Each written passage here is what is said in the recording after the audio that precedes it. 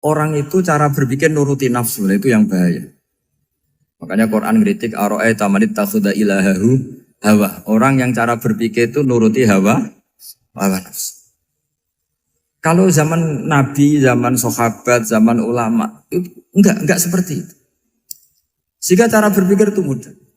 Makanya kata Nabi, absyiru ya ma'syaral muslimin, kata. Kamu harus senang ya ma'syaral muslimin. Allah sekarang buka pintu langit yang sebelumnya enggak pernah dibuka. Dan Allah yubahi bikum malaikata. Dan Allah membanggakan kamu kepada para malaikat. Kenapa? Umatnya Muhammad, umatnya Rasulullah Muhammad SAW, itu kalau sampean kepengen mati setiap saat itu baik, itu resepnya gampang kata Nabi. Addu faridotan wantadzoru ukhra. Jadi Allah memberitahu, ya Muhammad, umatmu ini luar biasa. Jadi misalnya tadi kita sholat subuh, ditanya, Bahak kamu sekarang ngapain? Nunggu sholat duhur ya. Setelah sholat duhur ditanya lagi nunggu apa asar. Sehingga faman kanat hijratuhu ila Allah wa rasulih fa hijratuhu ila Allah. Jadi kalau ya sudah ini tak ijazahkan. Kalau setelah sholat subuh nunggu apa? Duhur. Setelah duhur nunggu. Sehingga ketika kita mati itu statusnya penunggu sholat. Tapi kamu kan enggak miskin. Kenapa? Penunggu kaya. Nah, itu enggak masuk surga itu. Penunggu kemapanan. Berarti kan menunggu sesuatu yang seleranya nafsu. Beda kalau penunggu sholat. Berarti kamu di dunia menunggu ritual ibadah. Maka di antara ijazahnya Nabi apa? Addu faridotan wantadzoru ukhra. Melakukan satu fardu. Kemudian kita menunggu tugas berikutnya. Jadi niati saja setelah subuh nunggu apa? Duhur. Setelah duhur, meskipun kita di perapatan, apa? Nunggu asar ya. Tapi ya asar betul, jangan nunggu tok pas asar ndak. Jadi sebetulnya umat ini gampang sekali. Jadi di antara kebanggaan Allah, yubahi itu Allah bangga dengan malaikatnya adalah umat ini adalah addu faridotan wantadzoru ukhra, melakukan satu fardu kemudian menunggu fardu yang lain. Dari mengkhidmati kampus, ingin mengkhidmati masyarakat, dari satu masyarakat lokal Semarang menjadi sampai sekarang sampai Banjarmasin, Unisula mau bikin kampus di sana terus gitu. Dari satu tugas ke tugas yang lain. Makanya Islam diajarkan setelah satu tugas selesai, faida faruhtafan sok. Jadi sehingga hidup kita itu dinamis. Dari satu kebaikan menunggu kebaikan lain, dari satu kebaikan menunggu. Sehingga hidup kita ngapain? Nunggu satu kebaikan. Ini sudah masuk faman kanat hijratuhu ila Allah wa rasulih fa hijratuhu ila Allah wa rasulih. Sehingga bayangkan kalau kita direkam Allah. Gusti kula ampun mati nak dereng sugih.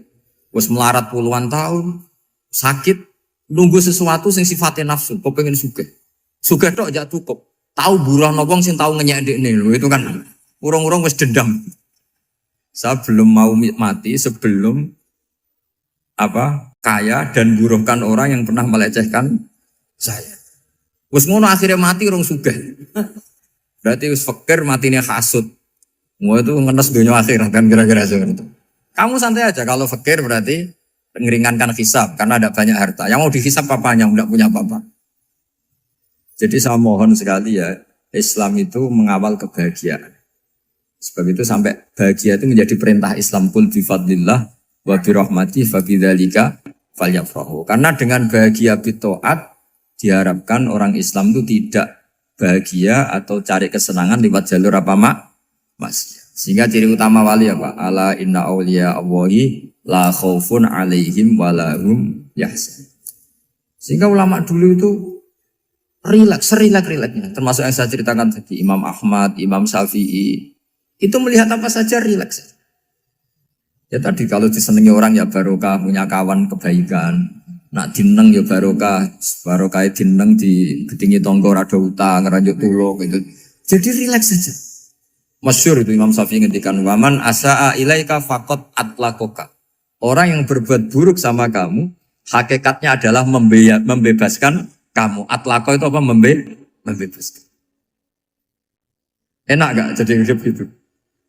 Kalau kamu kan enggak, kok gedeng aku salahku apa? Malah kamu ujub tuh, orang kok gak tahu salahnya. Kamu jadi suami, istrinya ngomel, kurang apa saya sebagai suami? Ya kurang banyak, enggak ganteng, enggak kaya, enggak ini. Malah kalau diterangkan malah parah toh.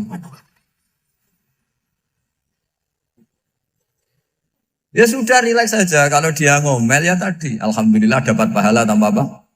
Biaya. Terus ngomel kan butuh energi, paling yang tidak kuat 3 jam. Nanti juga berhenti apa? Terus ambil nilai positifnya, misalnya ngomel sama suaminya, bagus lah. Kalau ngomel sama tetangga malah kayak apa gitu aja udah. Jadi ulama dulu itu gampang sekali melihat melihat hidup. Rasulullah ya gitu, melihat hidup tuh gampang saja. Ketika tanya, ya Aisyah apa ada sarapan? Tidak ada ya Rasulullah, ya sudah saya tak puasa. Jadi enteng saja. Kadang-kadang beliau ingin puasa ya puasa sunat, ada sarapan nggak jadi puasa. Rileks. Nabi itu rileks. Kalau ngajari kebaikan juga rileks.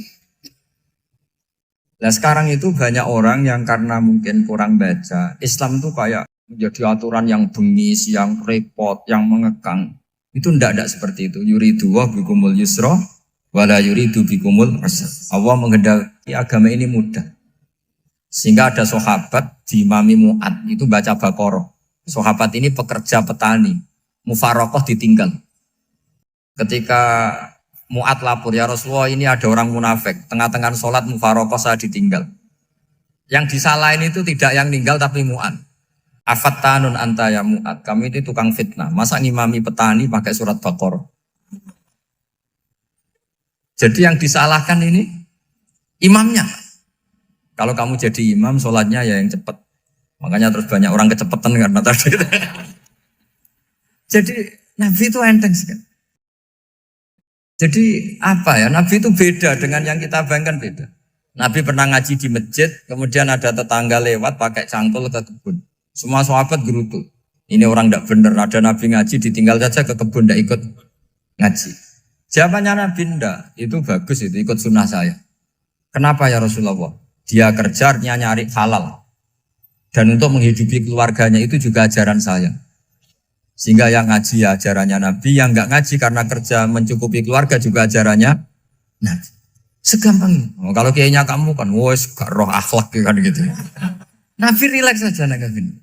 Sampai bisa lihat itu di bab Fadhailul Kasbi.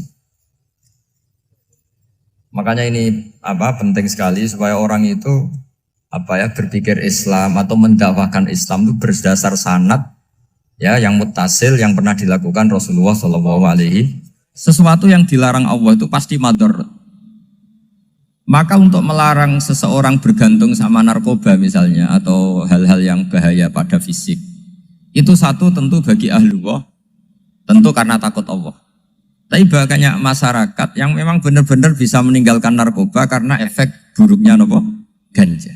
Bahwa itu mengakibatkan sakau, mengakibatkan tidak sadarkan diri, mengakibatkan kebangkrutan ekonomi macam-macam. Sehingga mereka benar-benar benci sama yang namanya narkoba. Jadi di antara manhajul Quran itu kalau mentakbih, memburuk-burukkan maksiat itu mesti dikritik innahu kana fahisyah.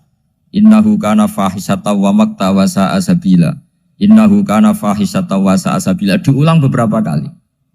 Sehingga dibutuhkan kecakapan untuk menganggap satu hal yang buruk itu fahsyah, sesuatu yang enggak rasional, sesuatu yang tidak positif, sesuatu yang pasti berdampak negatif. Sehingga kalau misalnya tadi dibacakan oleh Qori, kuntum khaira ummatin ukhrijat linnasi ta'muruna bil ma'ruf wa tanhauna 'anil munkar.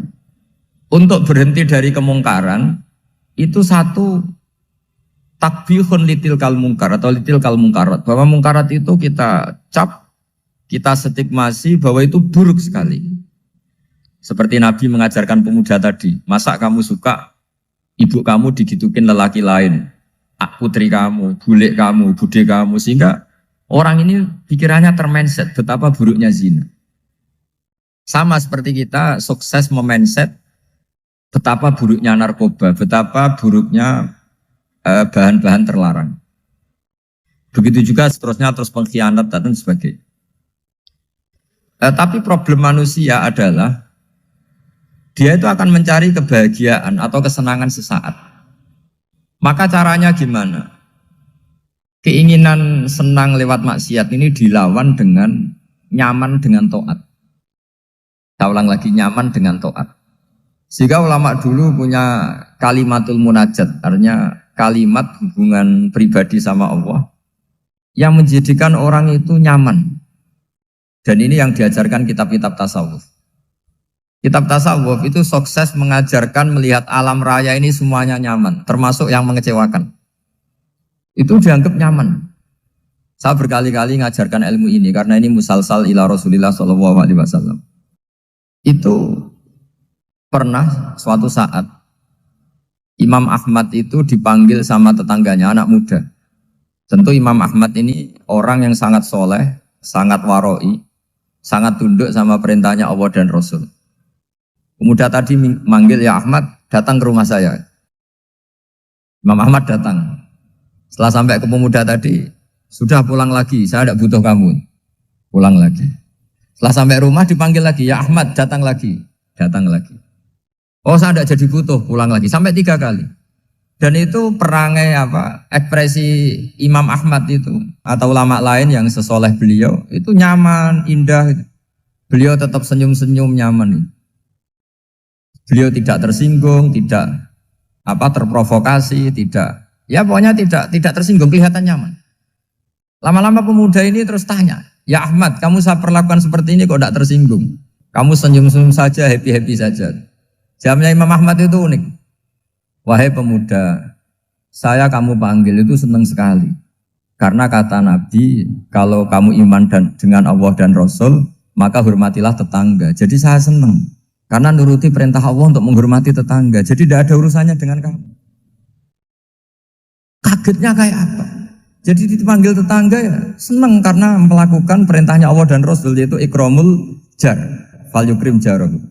Disuruh pulang, kamu ingin saya pulang, ya saya pulang. Disuruh datang, ya saya datang. Jadi saya tidak tersinggung, saya tidak ada urusan dengan kamu. Urusan saya dengan Allah Subhanahu wa Ta'ala. Itu kalau bapak-bapak istrinya ngomel terus sabar itu ya bagus. Saya tidak punya urusan. Kalau kamu terprovokasi oleh istri, berarti kamu didikte oleh makhluk. Masa seorang rektor didikte makhluk? Kan tidak keren. Apalagi seorang habib didikte makhluk, kan tidak keren. Yang bisa mendikte kita hanya Allah Subhanahu wa Ta'ala. Dan Allah mendikte kita, mengajarkan kita wa ashiruhunna bil ma'ruf fa in karihtuhunna fa'asa an takrahu shay'an wa yaj'alallahu fi khairan katsira. Jadi cara melihat istri kita bawel gitu atau cerewet, alhamdulillah ini ada pahala tanpa modal, cukup sabar. Kalau istri kamu sedang mesra, malah mintanya ke mall, malah biayanya tinggi. Murah mana dapat pahala dimarahin sama saat mesra minta ke mall? Milih yang pertama kan? Nah ya itu tidak usah modal ini. Ya gitu aja. Jadi kalau istri sedang marah, bawel, anggap saja ini rezeki. Dapat pahala tanpa apa? Biaya. Nah, kalau pas rukun malah nantang ke mall, biayanya malah tinggi. Jadi ulama dulu itu melihat dunia itu happy.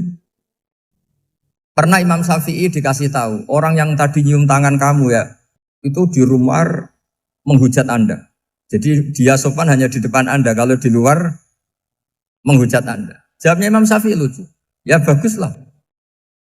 Yang cerita ini kaget. Kenapa bagus ya Aba Abdillah? Kalau manggil Imam Syafi'i ya Aba Abdillah. Ya berarti saya masih wibawa, di depan saya tidak berani katanya. Jadi dipandang enteng saja. Jadi kalau kamu di depan kamu istri kamu tidak berani belanja, tidak ada kamu belanja banyak, anggap saja Anda wibawa. Jadi enteng saja. Pernah Imam Syafi'i dikasih tahu, separuh dari kampung Anda itu gak suka kamu. Ya baguslah. Kenapa? Oh nak rukun malah bakal utang katanya gitu. Kira-kira yang utang itu yang rukun apa yang neng-nengan? Yang rukun. Jadi enteng saja. Masyhur itu makalahnya Imam Syafi'i. Waman asa'a ilaika faqad atlaqaka. Orang yang berbuat buruk sama kamu berarti membebaskan kamu. Kalau saya sedang nenengan sama Habib Hasan Toha Putra, beliau naik Alphard gak nawarin saya sah karena baru nenengan. Tapi kalau sedang rukun malah harus repot mana? Rukun sama ndak rukun? Repot rukun sebetulnya. Jadi Imam Syafi'i itu happy saja. Kalau sedang rukun sama tetangga ya dianggap rukun itu satu kenikmatan. Sedang ndak rukun ya dianggap satu kenikmatan. Jadi orang dulu itu serilek itu melihat dunia. Kalau kita kan enggak, ego. Wah saya ini suami kok dimarahin istri. Wah ini egonya bangkit. Padahal egonya bangkit itu ada kebodohan di situ. Yaitu seorang rektor didikte seorang istri, seorang makhluk. Apalagi kalau Anda daftar wali itu tidak akan jadi wali. Ini wali kok tunduk sama makhluk. Karena didikte apa? Makhluk. Maka Imam Ahmad ketika tetangganya bully gitu ya santai saja, beliau happy. Ketika pemuda tadi eskal janggal, kenapa kamu gak tersinggung ya Ahmad? Memangnya saya harus tersinggung gimana? Kan tak panggil tidak jadi, tak panggil tidak jadi. Hei pemuda, saya ini tidak punya urusan dengan kamu. Saya nuruti kamu karena perintahnya. Saya senang melakukan perintah Allah, harus berbaik sama kamu. Sampai 3 kali. Ajarkan Muhammad atau katakan Muhammad pada umatmu, sebaiknya atau seharusnya mereka hanya gembira dengan melihat fadlnya Allah dan rahmatnya Allah. Ini harus kita pahami mulai dari konstruksi yang paling pokok, yaitu akidah. 2 ahwal. Ahwal itu 1 perilaku sosial. 3 mutammimat, sesuatu yang tidak pokok, tapi kita butuhkan dalam mengawal hidup ini. Saya beri contoh, itu sampai maksiat, itu karena cari kesenangan. Misalnya baru penat itu, ingin seneng, ada orang yang macam-macam lah, ingin melihat maksiat, apa itu pornografi, apa nyabu, apa macam-macam.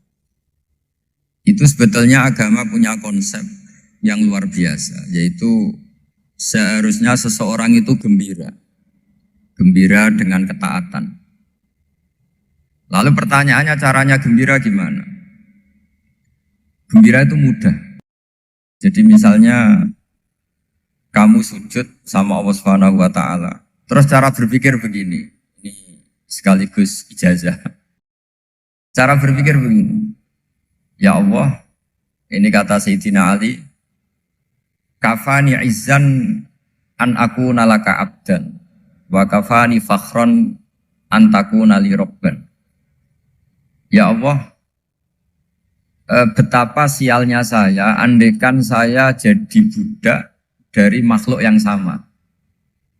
Misalnya sampean itu seorang kiai atau rektor atau doktor atau orang terpelajar, kemudian kamu jadi budak atau hamba dari makhluk yang setara. Betapa hinanya saya. Maka kata Sayyidina Ali, ya Allah saya ini cukup bahagia, cukup bangga.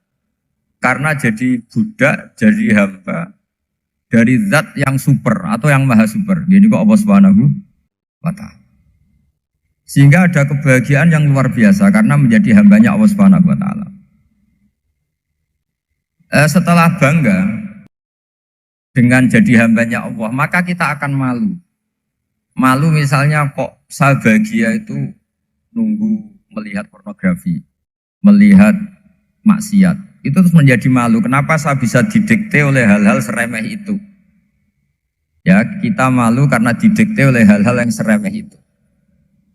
Karena kita didikte oleh nafsu.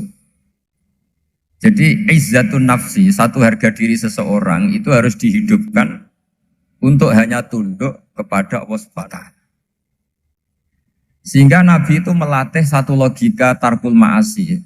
Nabi itu dulu ketika ada seorang pemuda yang ya karena mungkin pemuda ya, dia itu mau masuk Islam, tapi uniknya kata pemuda tadi, saya masuk Islam tapi asal dibolehkan bebas zina. Jadi ini agak sableng gitu. Jadi mau masuk Islam syaratnya dibolehkan apa? Zina atau free sex gitu. Karena orangnya agak hiper. Itu Nabi tidak langsung mengancam dengan neraka enggak. Ketika mau pamit gitu semua sahabat melarang. Mah itu jangan, kamu jangan suan Nabi. Itu permintaan yang enggak masuk akal. Setelah lama ditahan terjadi kegaduhan di masjid, Nabi dengar itu ada apa itu? Itu ada pemuda yang mau masuk Islam tapi yasta'dzinuhu fi zina. Tapi mereka minta izin Nabi untuk tetap boleh zina. Kata Nabi, pemuda itu suruh masuk, suruh menghadap saya. Ketika menghadap Nabi, saya ulang lagi ketika menghadap Nabi, Nabi mengajarinya itu luar biasa. Nabi tidak langsung mengancam dengan neraka atau dengan azab tunda. Tapi kata Nabi, Atau hibbuhu li ummik. Kamu suka kalau ibu kamu itu jadi demenannya orang banyak. Oh enggak ya Nabi, yang demen ibu saya tak bacok kan. Karena ini ya agak preman, di mana-mana orang nakal agak preman. Terus atau hibbuhu li bintik. Kamu suka kalau putri kamu ya digitukan orang-orang. Oh ya enggak Nabi, yang gitukan putri saya tak bacok. Atau hibbuhu li kholatik. Kamu suka kalau bule kamu digitukan. Atau hibbuhu li ammatik. Kamu suka kalau saudara bapak kamu digitukan. Nabi itu mengeset ya.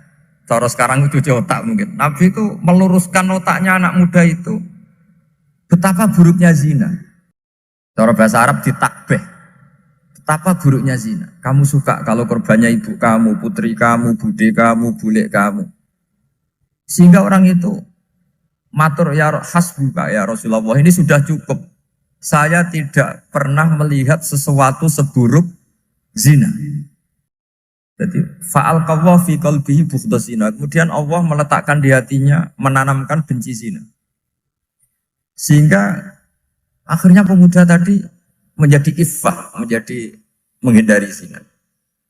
Artinya begini ya, ini mungkin yang lolos dari para kita sebagai dai, kita tidak belajar banyak tarbiyahnya Rasulullah Shallallahu Alaihi Wasallam. Jadi kalau kita benci maksiat, itu jangan hanya ditakhzir, ditakutkan neraka itu enggak. Jangan hanya itu. Tapi di logika. Jadi kalau kita menghindari maksiat, itu selain karena takut azab, itu ada logika. Ada rangkaian pikiran yang menjadikan kita anti satu perbuatan apa maksiat. Jadi misalnya gini ya, kira-kira ginilah kalau contoh gampang itu. Ada orang gitu ya, nyanyi dengan pakaian yang mungkin pornografi gitu. Mungkin pemuda-pemuda ingin melihat itu, tapi bisa diobati gini. Kok enak dekne mergawe kok tak bayar ya, aku kehilangan duit. Meskipun dengan logika yang agak serampangan, yang penting menjadi kita ini punya harga diri untuk tidak tergantung hal-hal seperti itu. Sehingga Nabi itu cara menggambarkan tadi mulai atau hibbuhu li umka, kalau ibu kamu jadi demenannya orang lain. Pemuda tadi bilang yang demen ibu saya mau saya bunuh. Ditambah lagi atau hibbuhu li bintik. Bagaimana kalau korbannya putri kamu, bule kamu, bude kamu. Sehingga terus si pemuda tadi betapa buruknya zina. Betapa murahnya zina.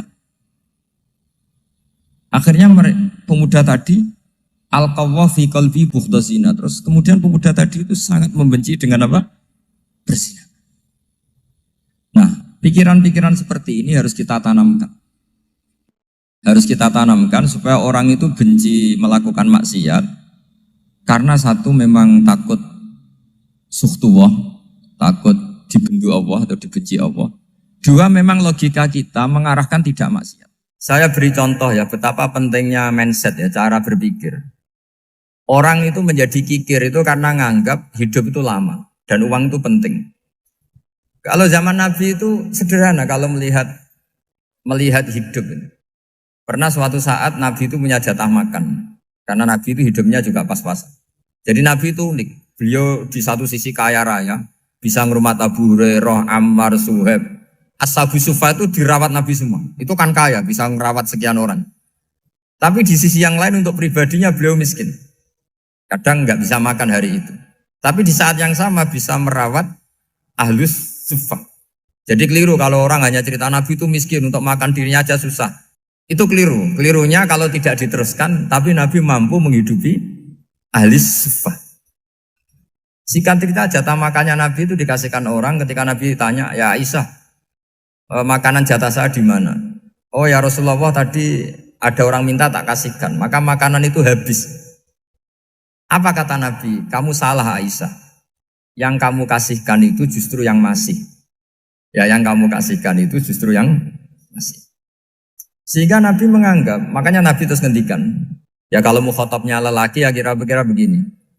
Wahallaka min malika illa ma akalta fa'afnaita walabista fa'ablaita. Terus hanya watasaddaqta fa'abqaita kata Nabi. Harta kamu ya kamu makan kemudian ke WC jadi kotoran atau punya pakaian mewah nanti rusak. Watasaddaqta fa'abqaita. Ada yang kamu sedekahkan yaitu yang abadi sampai akhir. Sehingga banyak pengusaha yang mencintai saya setelah tak ajari hadis itu. Misalnya punya uang 1 miliar karena dia spekulan atau pedagang rawan bangkrut, disedekahkan ke masjid 50 juta, yaitu yang abadi. Jadi kalau suatu saat bangkrut, dia masih punya uang 50 juta di akhirat. Jadi Nabi itu mengajari sedekah itu apa? Ya sedekah itu pengabadian uang. Kalau kita kan enggak, bilang sedekah itu nguras uang. Itu pikirannya setan, dan pikirannya orang Islam. Itu cara berpikir setan, bukan cara berpikir umat apa? Sehingga Sayyid Ali Zainal Abidin itu kalau ada orang minta, kemudian beliau ngasih, itu beliau bilang gini, marhaban biman hamala zati ilal akhirah. Matur nuwun nggih jenengan sing beto sangu kula nate. Jadi dianggap teller saja. Orang yang minta uang beliau itu dianggap tukang nyatet bank ini. Karena sudah ditabungkan. Ya sudah. Kalau kita kan enggak, wah pengemis tuh ganggu gini-gini. Kecuali pengemis profesi ya mungkin kita agak-agak enak. Karena zaman akhir tuh ada pengemis apa? Profesi. Jadi repot teman. Terus tak beri contoh lagi kebahagiaan ketika kita milih Islam moderat. Islam kita diajarkan guru-guru kita, utamanya oleh guru kita Mbah Maimun. Saya juga sering ketemu beberapa ulama dunia, termasuk Habib Umar. Saya juga ikut sowan ke sini pas beliau sama Habib ini Hasan Toha Putra di sini sama orang-orang moderat itu cara berpikir juga luar biasa indah. Beliau pernah cerita ya beberapa ulama lah, banyak yang cerita itu. Saya pernah diceritani seorang alim ketika ada orang ekstremis itu mau ngebom di tempat maksiat. Kebetulan yang maksiat itu kebanyakan ya orang Islam. Karena di negara yang mayoritas Islam. Ditanya sama Syekh Sa'rawi. Syekh Sa'rawi itu mufassir top di mana? Mesir. Ini mau tak habisin karena mereka orang Islam kok maksiat terus. Terus ditanya sama Imam Sa'rawi. Laumatu ala khini ma'asihim aina masiruhum. Kalau mereka mati dalam keadaan maksiat, mereka kemana? Ya ilanar, mereka pasti masuk neraka. Terus ditanya sama Imam Sa'rawi. Wahal masiruhum ilanar muradun nabi amlan. Punya umat maksiat kemudian mati masuk neraka, itu yang diinginkan Nabi apa enggak? Ya tidak aja.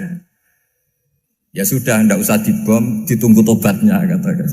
Karena kalau mati dalam keadaan itu ke neraka dan itu tidak yang diinginkan Rasulullah Sallallahu Alaihi Wasallam. Terus ekstremis ini menjadi tobat, tidak berpikir ekstremis Mas. Jadi orang itu harus berpikir mindset yang baik. Meskipun kadang berpikir baik itu ya agak-agak kacau. Ada seorang wali majdub itu kalau berdoa agak kacau, tapi nggak bisa dibantah. Masyhur itu doa itu. Ini sekaligus ijazah, tapi kalau sebelum wali nggak boleh. Itu datang ke makamnya Rasulullah SAW. Terus doanya itu begini. Ya Allah, sekarang terserah engkau. Ya Allah, sekarang terserah engkau. Jika saya kamu jadikan orang soleh, jika saya engkau jadikan orang soleh, maka surra habibuk, maka kekasihmu ini senang. Yang susah musuhmu yaitu setan. Tapi kalau engkau menjadikan saya orang fasik, maka yang susah kekasihmu, yang senang musuhmu. Jangan punya dua pilihan itu. Wah itu kan doa tapi kayak teror itu. Ya jadi berdoa di Raudhah. Wah itu pasti mandi itu karena agak-agak maksa Tuhan itu. Ya Allah, engkau punya dua pilihan. Jika saya jadi orang soleh, maka kekasihmu ini senang. Musuhmu yang susah yaitu setan. Tapi jika saya jadi orang fasik, maka musuhmu yang senang, kekasihmu yang susah. Mohon terserah jenengan, mau menyenangkan kekasihmu, apa menyenangkan musuhmu gitu. Kira-kira gimana? Kalau tertarik boleh doa itu dipraktekkan. Tapi kayaknya kalau copy paste itu gak keren, apa? Jadi dulu orang itu muamalah sama Allah dan Rasul itu rileks. Rileks itu nyaman karena ya tadi kul bi fadlillah wa bi rahmati fa bidzalika falyafrah. Sehingga Imam Izzuddin bin Abdissalam itu ngendikan innalladzina yarmunal muhsanatil ghafilat. Di antara kebaikannya ibu-ibu atau mbak-mbak ini harus berstatus ghafilat. Perempuan-perempuan pelupa. Ghafilat itu pelupa. Pelupa dari kenikmatan maksiat sehingga mereka dengan taat. Misalnya ada ibu-ibu atau mbak-mbak atau juga bapak-bapak tahajud, kemudian nyaman dengan tahajud itu. Kira-kira terbersit enggak ingin maksiat? Enggak kan, karena sudah nyaman dengan tahajud, dengan taat. Maka dibutuhkan kenyamanan dalam beribadah. Sebab itu ala bidzikrillahi tatmainnul qulub. Makanya saya termasuk kiai yang setiap ngaji itu happy, seneng. Karena ini untuk kampanye, seneng dengan ngaji, dengan taat itu sudah luar biasa. Kayak apa kalau mereka senengnya kalau nunggu melakukan maksiat. Jadi termasuk bentuk perlawanan kita terhadap maksiat adalah usahakan kamu tuh bahagia, seneng dengan taat. Istiqnas billah, mu'anasah billah, farah billah, itmi'nan tumaknina billah. Sehingga ini mencukupkan kita tidak berkebutuhan maksiat. Meskipun kita ya manusia, pasti suatu saat atau sudah pernah maksiat. Serasa diceritakan lah, itu mesti gitu. Lah orang-orang dulu itu orang yang sukses mengelola bahagia ma'allah wa billah walillah.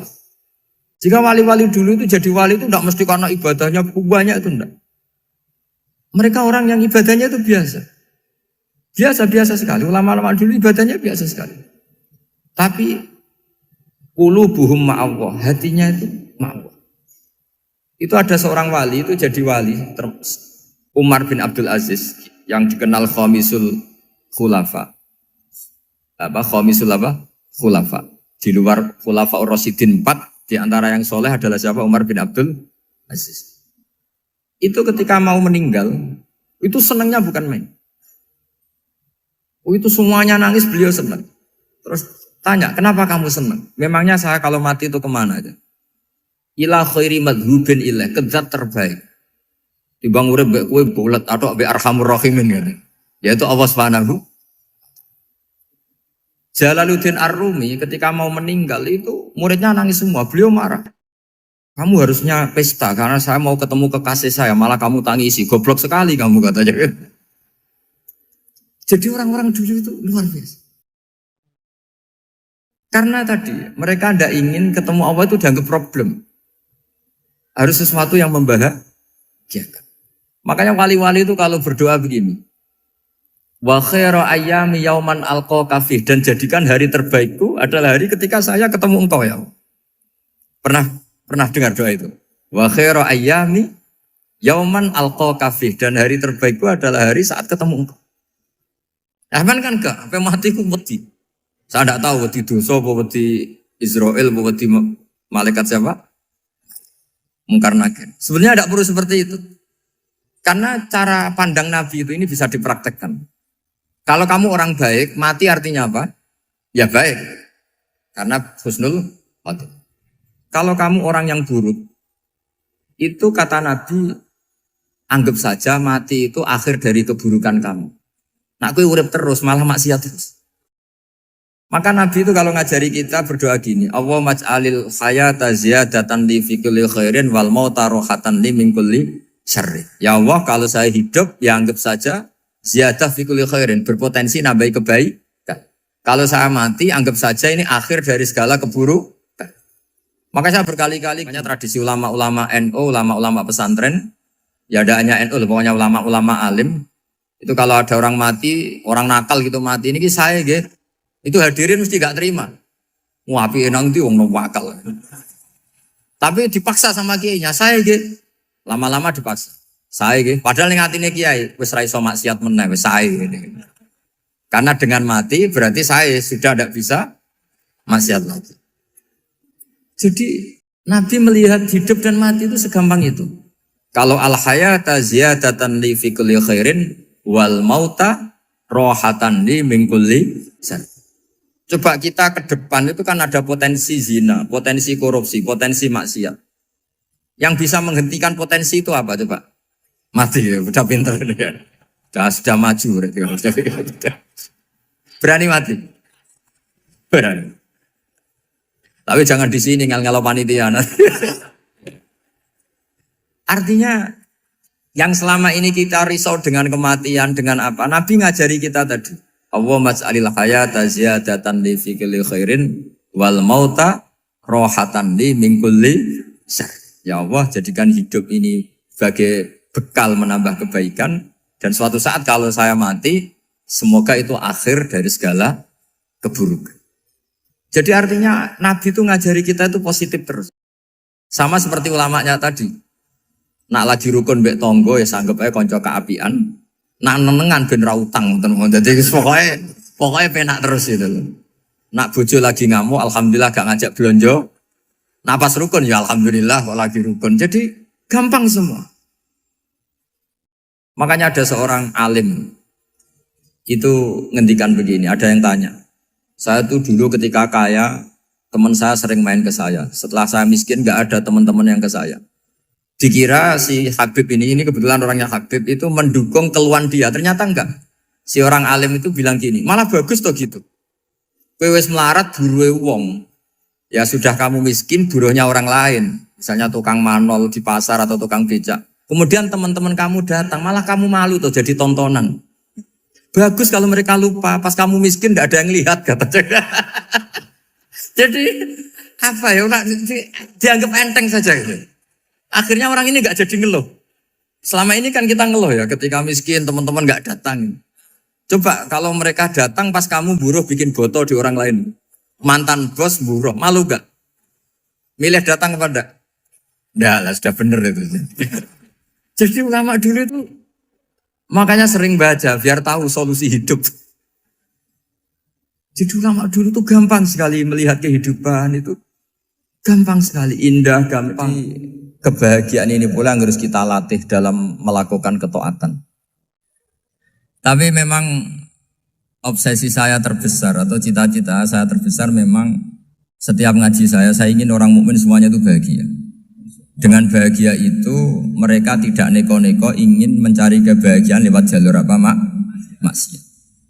Sehingga dalam konstitusi ulama yang ditulis di kitab-kitab usul fikih, dan itu kitab yang saya kaji, selalu saya kaji, itu membela-bela sesuatu yang mubah itu sampai luar biasa.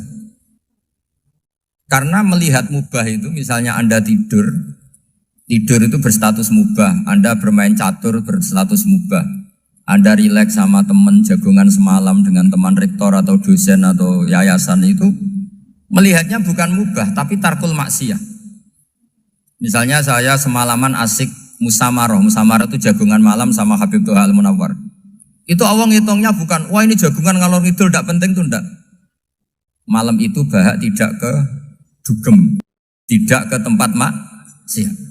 Sehingga ada ulama yang mengatakan mubah itu enggak ada. Saya ulang lagi, mubah itu enggak ada. Kan umumnya ulama bagikan wajib, ya kan, haram itu. Terus diantaranya mubah, sunat, makruh. Ada ulama yang mengatakan mubah itu enggak ada. Kenapa? Logikanya begini, itsma min mubahin illa wa yatahaqqaqu bihi tarku haramimma. Karena ada mubah yang Anda lakukan kecuali saat itu pasti ditinggalkannya sebuah keharaman. Misalnya Anda sedang jagungan sama istri di luar, di rumah, asik di rumah semalaman. Mungkin bahas hal-hal yang ringan. Mungkin melihat sinetron atau apa yang ringan. Tapi di situ terjadi Anda meninggalkan ke tempat-tempat maksiat. Sekarang ninggal maksiat itu wajib apa mubah? Wajib. Padahal Anda sedang melakukanmu. Nah itu dicatat oleh Allah itu tarkul haram, meninggalkan keharam. Jika masyhur dalam cerita wali-wali itu, Abu Yazid yang seperti itu ibadahnya pernah tanya, ya Allah lalu yang makomnya orang seperti saya siapa? Karena beliau semalaman ibadah terus. Sama Allah dijawab, ya yang tidur di pinggir kamu itu. Abu Yazid, loh kok bisa ya Allah? Dia kan tidur terus. Ya kan dia tidur berarti meninggalkan keharaman. Ngomong sing potongan tukang maksiat itu apik turu apik melek kira-kira. Apik turu. Timbang sama nak melek pola wis turu ae kira-kira gitu. Jadi enggak usah dipaksa tahajud, dipaksa qiyamul lail itu. Iya kalau qiyamul lail. Kalau dapat informasi, ke sini ikut saya terus katut kan repot. Jadi perlawanan terhadap maksiat itu sebetulnya gampang dalam Islam karena tadi nggak ada sesuatu yang mubah kecuali saat dilakukan berakibat meninggalkan keharaman. Mudah sekali. Jika banyak orang jadi wali itu karena melakukan mubah. Itu ada orang jadi wali itu karena sering makan. Ya makan biasa itu. Karena ketika makan ya Allah betapa doifnya saya. Katanya saya presiden, katanya saya rektor, saya kiai. Ternyata kalau nggak makan tuh lemes. Apa hebatnya makhluk yang bergantung makhluk yang lain, yaitu makanan. Nah karena seperti itu terus dia al-laja ilallah, terus dia sungkeman ning Allah. Betapa lemahnya saya. Sebab itu ketika Quran mengkritik dan dengan tanda kutip kemungkinan Tuhannya Isa bin Maryam, itu ngeritiknya sederhana Quran itu. Mal masih ibnu Maryam illar rasul qad khalas min qablihir rusul wa ummuhu siddiqah kana yaqulanit ta'am. Isa itu tidak Tuhan, wong dia makan. Kamu kebayang nggak misalnya punya Tuhan, wah tadi Tuhan mampir ke rumah saya, dia lemes. Setelah tak kasih makan sehat lagi gitu. Itu kan nggak kebayang. Tapi Tuhan marung di rumah saya, lemes tak gratisin, kayaknya tidak punya uang gitu. Setelah makan, wah gairah lagi. Kebayang nggak punya Tuhan seperti itu. Sehingga Quran kalau gojlok sederhana, karena yakulanit ta'am. Sehingga wali-wali itu kalau makan itu sadar lemahnya dirinya, betapa dirinya tergantung makanan. Sesuatu yang tergantung itu artinya tidak hebat, tidak Tuhan. Jadi untuk menjadi wali, untuk menjadi dapat ridhonya Allah itu sebenarnya sederhana. Termasuk ada cara jadi wali yang agak kacau, tapi ini ya benar, asal niatnya benar. Misalnya Unisula besar, ya kurang besar lagi. Kita sudah punya uang, kurang banyak uang lagi. Itu Nabi Ayub, itu kan seorang nabi. Pernah diuji, oh ini ada di Sahih Bukhari. Nanti kamu tanya, hadisnya Sahih enggak? Ini ada di Sahih Bukhari. Kadang orang kota itu aneh. Enggak ahli hadis tapi tanya, Sahih enggak? Padahal andekan dibodohi Sahih ya ngandel saja. Jadi kadang ya aneh. Oh enggak tahu kok tanya. Itu Nabi Ayub itu sudah kaya, pas itu sudah kaya. Bukan cerita yang masih miskin, memang sudah kaya. Beliau di kamar dihinggapin satu belalang dari emas. Setelah belalang itu dikejar, ternyata yang jenis itu banyak, semuanya dari emas. Ngambil sana sini, ini yang kesak ini dipenuhin, saku ini dipenuhin, sampai buahnya. Sama Allah digojlok. Kamu itu nabi saya. Kenapa kamu mengumpulkan harta sebanyak itu? Kamu itu nabi saya kok rakus? Jawabannya Nabi, ya Allah, siapa yang bisa kenyang dari rahmatmu? Ya, jadi kalau kamu punya uang 1 miliar, kok ingin 1 miliar 100, ingin 1 miliar 200, itu cara ngitung bukan uang. Ya Allah, siapa yang bisa kenyang dari rahmatmu? Karena rahmat Allah tidak terbatas, sudah Gusti tenang saja. Meskipun saya gini, rahmat Anda tidak akan habis. Sehingga waroi ada ilmunya, tomak juga ada ilmunya, termasuk rakus itu juga ada ilmunya. Misalnya begini, ini contoh rakus yang ada ilmunya begini. Ini saya beri contoh. Mungkin yang boleh niru orang-orang soleh, kalau nggak soleh jangan. Imam Syafi'i ini cerita nyata. Imam Syafi'i itu dulu ketika ngaji masih muda itu nggak suka sama guru yang kaya. Kebetulan dia punya guru miskin terus. Namanya Sufyan As-Tsauri, itu miskinnya Masya Allah. Sufyan bin Uyainah juga miskin. Jadi dia miskin, punya guru miskin terus. Sehingga idolanya ya sama guru-guru yang miskin. Suatu saat guru-guru ini menyarankan dia ngaji Imam Malik. Imam Malik itu kaya raya. Itu babutnya Imam Malik, kalau diinjak, itu mata kakinya tidak kelihatan, saking halusnya. Kalah, Indonesia kalah. Imam Malik itu gaya. Kalau ngaji di kursi tinggi, terus pakai bukhur itu, pakai dupa Arab yang mahal. Pokoknya mewah kali Imam Malik. Terus dia mulai, ini kiai kok kaya. Kemudian setelah beliau alim, tanya, saya harus ngaji siapa setelah ilmu jenengan habis kira-kira gitu. Kata Imam Malik, sudah, kamu tidak usah perlu ngaji saya, kamu sudah alim alama. Terus Imam Malik datang ke Baki. Zaman itu Baki itu semacam kayak rentalan ya, semacam Grab lah kalau dulu.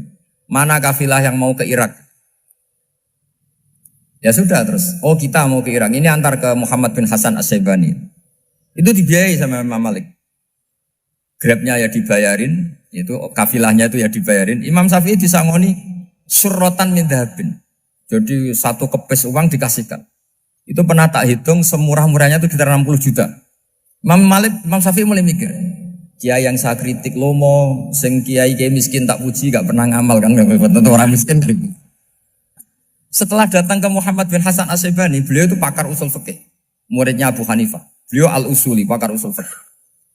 Itu Muhammad bin Hasan As-Syaibani itu kalau ngitung emas, itu di ruang tamu. Uangnya miliaran, emasnya banyak. Dari kota ini dipindah ke kota ini. Mas, kalau ngitung di ruang tamu. Bukan di kamar, di ruang tamu. Imam Syafi'i tambah kaget. Imam Malik kayak gitu sudah saya soal, malah ini kaya raya. Setelah Imam Syafi'i kelihatan kaget, digojlok sama Muhammad bin Hasan Asyibani karena beliau senior. Atak jabu min hadza, kamu aneh melihat ini? Iya. Kenapa? Ulama kok kaya raya. Terus kata Muhammad bin Hasan, ya sudah, uang ini tak kasihkan orang-orang fasik, binti gue demenan, gue nyabu, gue macam-macam. Oh jangan, nanti dipakai maksiat. Pun jenengan mawon sing sugih. Semenjak itu Imam Syafi'i rubah. Jadi kalau kampus ini ingin akreditasi A, ingin mulia, ingin apa? Kamu ridho kalau yang punya prestasi seperti itu adalah orang-orang fasik. Ridho enggak? Enggak kan? Maka didoakan ini. Nah itu namanya berpikir secara usuli. Kamu jangan hanya nuruti karena berpikir waroi terus kamu benci kekayaan. Tidak bisa seperti itu. Karena pangkat dan kekayaan ketika dikelola secara kesolehan maka akan menjadi energi positif yang luar biasa. Semenjak itu Muhammad bin Hasan Asyibani berhasil mendidik Imam Syafi'i. Sampai akhirnya keterusan Imam Syafi'i berpendapat kalau orang Islam bisa bikin rumah tingkat kok punya rumah reot itu haram. Akhirnya keterusan. Kalau bisa jadi bupati kok jadi ketua RT juga haram. Karena al-Islam ya'lu wala yu'la. Islam itu luhur bukan bisa diluhurin. Sehingga rata-rata orang Syafi'iyah termasuk kiai-kiai Indonesia itu rata-rata ya agak-agak politikus. Ya agak-agak kedonyan, mungkin sebagian kedonyan tenan gitu. Karena gak ridho gitu loh. Kalau kesempatan itu dikuasai orang fasik kemudian menjadi kekuatan maksi. Coba kalau bupati itu orang yang fasik. Kemudian programnya supaya rakyat seneng semalaman dangdutan yang purno misalnya. Supaya rakyat seneng dibolehkan dugem, dibolehkan judi. Tapi kalau yang jabat orang soleh kan ada beberapa perda yang menolak penyakit apa? Masyarakat. Jadi kamu jangan melihat bahwa kepangkatan ini hanya sebagai alat korupsi, alat otoriter, enggak. Asal kena orang soleh, maka ini menjadi energi kesolehan atau energi positif. Sebab itu ketika Allah muji para nabi yang soleh, diantaranya disifati apa? Faqad ataina ala Ibrahim al-kitab wal hikmata, terus ayat wa atainahum mulkan azim. Dan Nabi Ibrahim dan keluarganya tak kasih kerajaan yang besar. Nah sekarang masih banyak orang yang cara pandang ngapain bikin unisula yang megah, ngapain berambisi punya akreditasi A dan sebagainya. Menyoal seperti itu salah secara usul fikih. Karena secara usul fikih kesempatan yang baik tentu harus diperjuangkan oleh orang-orang yang soleh. Karena ini supaya jadi otoritas yang positif. Itu dulu ada latihannya. Jadi orang dulu itu gampang sekali ketika milih miskin ditanya, kenapa miskin? Saya ingin hisab saya ringan. Tapi ketika mereka kaya, yang soleh, supaya harta ini tidak dipakai orang yang nanti dipakai maksiat.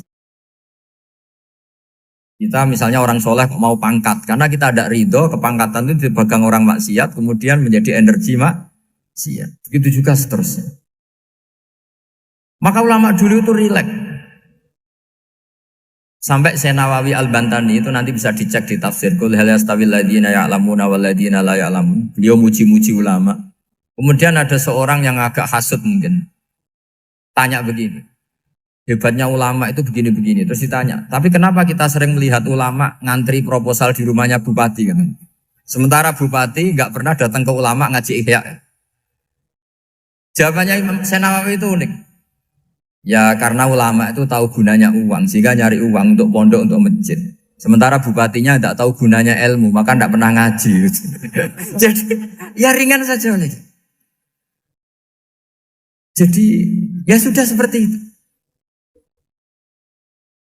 Jadi kalau ada ulama kedonyan, anggap saja karena tahu gunanya uang. Jadi kenapa ulama ngantri di kabupaten, bukan bupati ngantri di ulama? Jawabannya karena ulama tahu gunanya uang, sementara bupatinya nggak tahu gunanya ilmu. Kira-kira gitulah. Ada ustadz tidak ganteng, kesensem rondo cantik, karena tahu gunanya ustadz itu. Artinya tahu gunanya kalau saya nikah nanti punya anak jadi gus, kan dia kiai gitu. Tapi rondone raro gunanya dia karena miskin gitu. Jadi ulama dulu itu rileks. Rileks menafsirkan apa saja itu rileks, termasuk saat terpojok. Itu rileks. Karena semuanya dianalisis pakai ilmu. Sehingga ciri utama wali itu apa? Ala inna awliya Allahi la khaufun alaihim walahum yahzanun. Enggak ada rasa takut, enggak ada rasa gampang. Karena melihat sesuatu itu gampang saja. Saya ulang lagi, melihat sesuatu itu gampang saja, ringan. Oke, semoga barokah. Assalamualaikum warahmatullahi wabarakatuh.